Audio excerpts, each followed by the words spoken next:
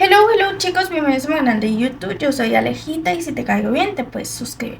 El día de hoy estamos en la zona misteriosa más maquillaje y vamos a comenzar contando la historia de una de las sectas más peligrosas del mundo, como lo es la Luz del Mundo. Así que comencemos con esta intrigante historia. Primero comencemos con un escrito que me llamó bastante la atención, y es que la ignorancia y el fanatismo en conjunto son demasiado peligrosas.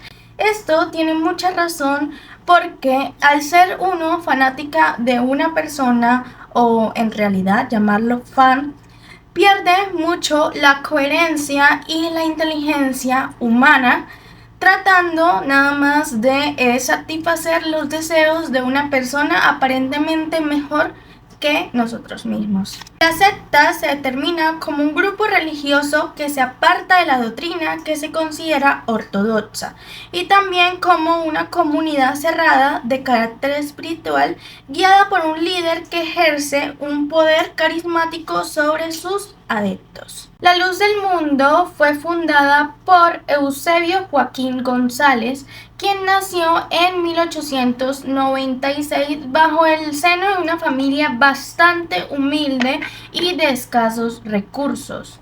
Él nació en Jalisco, Cuautla. Durante la Revolución Mexicana, él participó en la guerra y luchó con el ejército constitucionalista desde 1915 hasta 1921.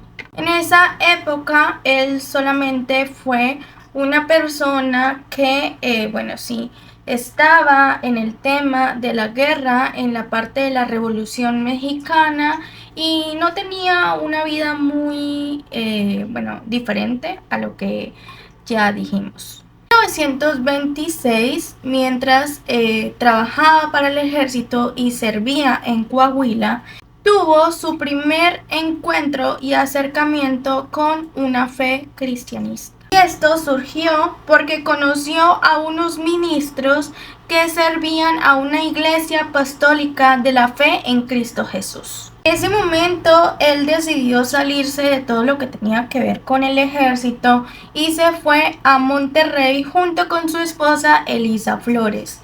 En ese momento él comenzó a pertenecer más a esta iglesia cristiana hasta el 6 de octubre de 1926, donde él relata y asegura tener lo que sería su primer revelación. En ese momento Dios le habría dado el nombre de Aarón. Aparte de revelarle su supuesto nombre verdadero, también le dijo que hiciera una iglesia fuera de lo común, en donde de verdad se sintiera la palabra de Jesús. En un momento él comienza en un viaje de retorno hacia Jalisco, en donde comienza a dar su testimonio y su supuesto encuentro con Jesucristo y con Dios, en donde le revelaba esta información. En ese momento en Jalisco era el momento de una guerra cristera sobre quién sabía más de la religión cristiana y quién tenía más poder de tener fieles, por decirlo de alguna manera. Así es como él da todos estos testimonios y comienza a tener varios fieles. En este momento eran personas que tenían escasos recursos y que de alguna u otra manera todo esto que les decía era algo alentador para ellos. Y es como comienza su carrera de pastor o de un profeta, y comienza a revelar todo lo que Jesús le comienza a decir por parte y por consecuencia en sus visiones. El 18 de julio de 1943, Joaquín asegura tener una nueva revelación, en donde le dicen que él debe bautizarse bajo el nombre de Aarón y junto con él llevar a todos sus fieles de ese momento, que eran bastantes, bautizarse bajo el nombre de Jesucristo. Momento, debido a que tenía de verdad una manera de envolver a las personas con sus historias y con sus supuestas revelaciones, El actual en ese momento gobernador de Jalisco le ofrece 14 hectáreas para que comience allí lo que sería su templo. Él acepta y comienza a realizar una provincia que se denomina Hermosa Provincia, la cual continúa siendo la más importante de las organizaciones hasta ahora de Joaquín.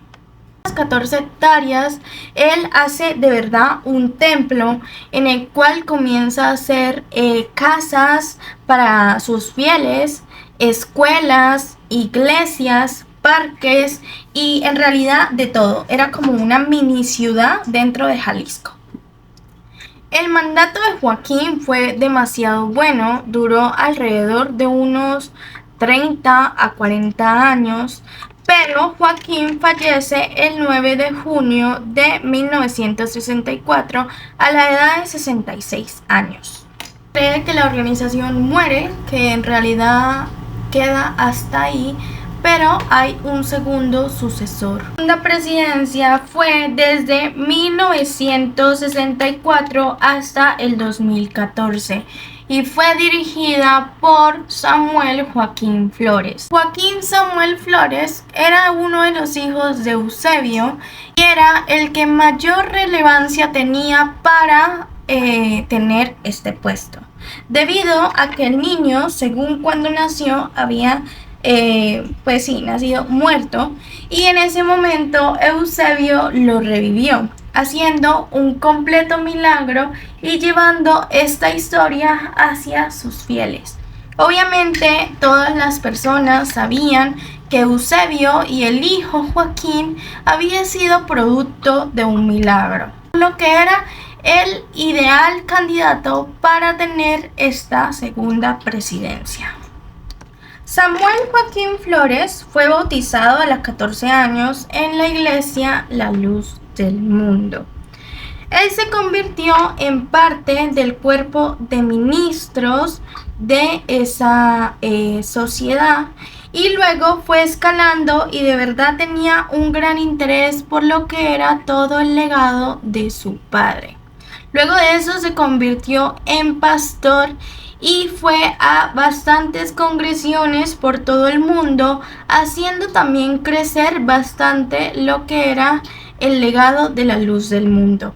Joaquín en ese momento llega con ideas nuevas, ideas que no tenía su padre Eusebio, y en vez de dañar la organización, lo que hace es expandirla por todo el mundo, llegando a fieles de 28 países y comenzando con el bautizo de unos 5 millones aproximadamente de personas, quienes comenzaron a creer más en todo lo que era la iglesia de la luz del mundo. Joaquín, al igual que su padre, también tenía muchas revelaciones. Una de las más importantes fue el sueño o la visión que tuvo en Veracruz. Dios le decía que era un ángel.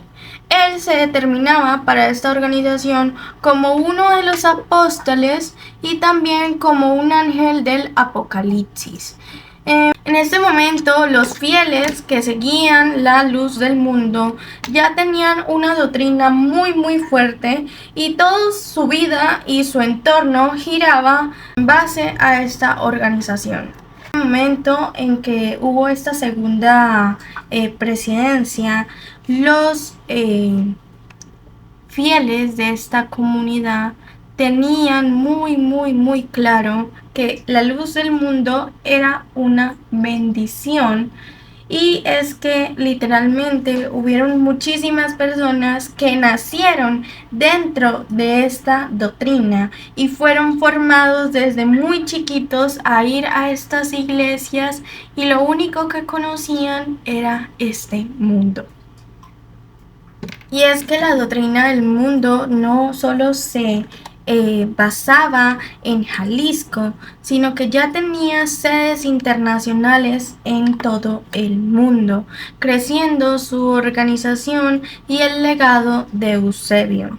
La tercera presidencia se dio cuando Joaquín muere y agarra el otro sucesor en el año 2014.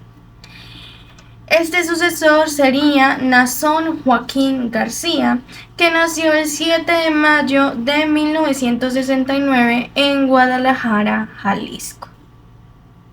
Al hablar de la doctrina, ellos se refieren a sí mismos como una organización unitaria, que no creen en la Santísima Trinidad, es decir, en el Padre, Hijo y Espíritu Santo, y que solo se pueden bautizar bajo el nombre de Jesucristo.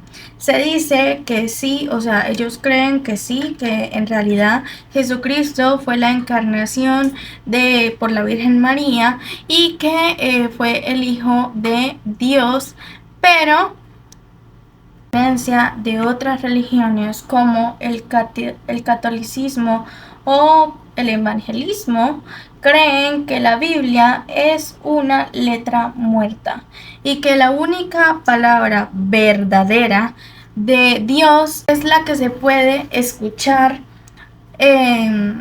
por medio de los sucesores de la luz del mundo. Es decir, ellos se determinan a sí mismos como profetas verdaderos, los cuales tienen la absoluta verdad de la religión.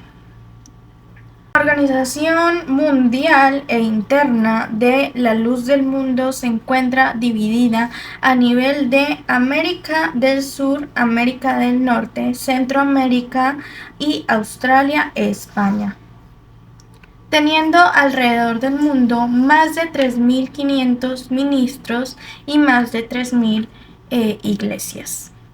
Ahora vamos a hablar un poquito de su estructura eclesiástica, y se compone por el apóstol, que es la máxima autoridad de la iglesia, los pastores, que supervisan las jurisdicciones en su cargo y organizan los ministros que se encuentran en las iglesias, los diácones, que no son oficiales, y los encargados de las relaciones. Hablaremos de la tercera y última presidencia. Fue la de Nazón Joaquín Garzón, quien nació el 7 de mayo de 1969 en Guadalajara, Jalisco. Él se casó con Alma Zamora, con quien tiene 3 hijos. Esta última revelación o esta última presidencia fue una de las más polémicas de esta iglesia, y por la cual se desató todo lo enfermizo de esta iglesia y de esta organización. Joaquín Nazón era el ministro de una de las iglesias de la Luz del Mundo en California. Anteriormente también había pertenecido a lo que sería el ministerio de una de las iglesias en Arizona, y también tenía, muchas como organizaciones por allí. Él era una persona bastante importante en lo que tenía que ver con la luz del mundo, y también al ser uno de los hijos del anterior sucesor, era bastante importante para la organización, por lo cual cuando muere su padre, él se designa como el nuevo presidente. El 4 de junio del 2019, el actual líder de la iglesia, Nazón Mareri Joaquín García, fue detenido en uno de los aeropuertos de Los Ángeles. Este fue detenido por tráfico sexual, abuso a menores de edad, abuso de su poder, y también por tráfico de personas y por pornografía infantil. En ese momento hubo un revolú en todo lo que tenía que ver en la organización y en la iglesia, pues muchos de sus fieles, a pesar de que salió toda esta noticia y que en realidad fue condenado a 16 años de prisión por todos los testimonios de niñas y de mujeres que habían sido sometidas como esclavas sexuales, y además de eso les dañaron su juventud y su infancia a muchos de estos, Algunos de sus otros fieles, de sus múltiples fieles, no creían estas aberracidades y creían ciegamente que esto había sido un plan de alguien más para poder atacar a la luz del mundo. Y es que hasta actualmente salen personas diciendo que esto es una completa mentira, que ellos eran parte de la luz del mundo y que nunca vieron nada así y que solo son patrañas. Esto demuestra una vez más el gran abuso mental y el control que tenían tan grande contra todas estas personas. Ahora, así es como más tarde Eusebio reconocería que efectivamente el hijo que había tenido esta mujer era de él, quien lo registró como su hijo y pues de una u otra manera aceptó lo que había cometido contra esta adolescente. Desde este momento y cuando el hijo de Eusebio creció, él huyó de las garras de esta conferencia debido a que temía que le hicieran algún daño. Pero hacia atrás, porque Naasón no había sido el único quien había cometido estas aberracidades en la iglesia de la luz del mundo, sino que el 26 de diciembre de 1942, Guadalupe Avelar, una joven de 13 años, acusó a Eusebio Joaquín de abusar sexualmente de ella, la cual posteriormente a este abuso quedó embarazada y tenía un hijo de su agresor sexual. Pero aquí no terminó el abuso y las historias aberrantes. Pues entre 1997 y 1998, Moisés Padilla, joven miembro disidente de la luz del mundo, fue entrevistado por varios antropólogos y psicólogos de América Latina. Entre otros testimonios, dio una descripción detallada de una ocasión en la que, siendo menor de edad, fue drogado y víctima de abuso sexual por parte de Samuel Joaquín Flores. Poco después, según Los Angeles Times, Padilla fue secuestrado y apuñalado más de 57 veces. Lo más absurdo e increíble es que no pese a toda la cantidad de abusos psicológicos y del control mental tan grande que tenía estos supuestos líderes, a todos estos discípulos y personas que lo seguían, no solo tenían ese control, sino que eran resguardados por personas más grandes de la política del mundo, quienes les encubrían sus delitos y sus crímenes. En 1997, un grupo de mujeres presentó acusaciones de haber sido violadas por Joaquín Flores, después de iniciar una investigación formal por el Departamento del Estado sobre Libertad Religiosa y la fiscal estatal. Las autoridades mexicanas afirmaron que debido a que los hechos ocurrieron hace mucho tiempo, 20 años por ser exactos, para un reporte inicial improbable que el caso se llevara a juicio.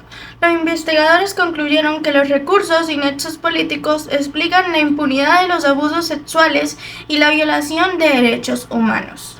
Determina que Nasir no era el único quien cometía estos actos benevolentes contra mujeres y niños, sino que sus dos antecesores también eran los responsables del dolor y el sufrimiento de muchas víctimas. A mi opinión, hay muchos culpables, debido a que las personas quienes eran los responsables de todos estos niños y mujeres abusadas también tuvieron un cargo de responsabilidad. Al querer doctrinar a sus hijos con una religión bastante falsa que prometía cosas que no eran ciertas. Al caer en su manipulación mental y en todos estos juegos macabrosos, también fueron parte de esta organización y hicieron que muchos de estos grandes líderes se aprovecharan de sus hijos simplemente por seguir una fanaticada masa. Nos damos cuenta de lo manipulable que es el ser humano y de caer en todas estas tendencias que son completamente falsas. Para mí, todas las doctrinas y religiones es para manipular y lavarte el cerebro literalmente. Que sí creo en Dios y voy a una iglesia que es el catolicismo, creo fervientemente que muchas de estas organizaciones solo se lucran de las personas más vulnerables, aprovechar de las personas que se encuentran en una mala situación financiera y que buscan, una situación financiera, una situación de salud, una pérdida emocional bastante fuerte, como es la muerte de un familiar bastante cercano. Lo que hacen estas sectas y estas religiones es acercarse en su momento más vulnerable para así lograr que estas personas entren en su religión y crear no solo fieles, sino personas que de verdad estén con ellos.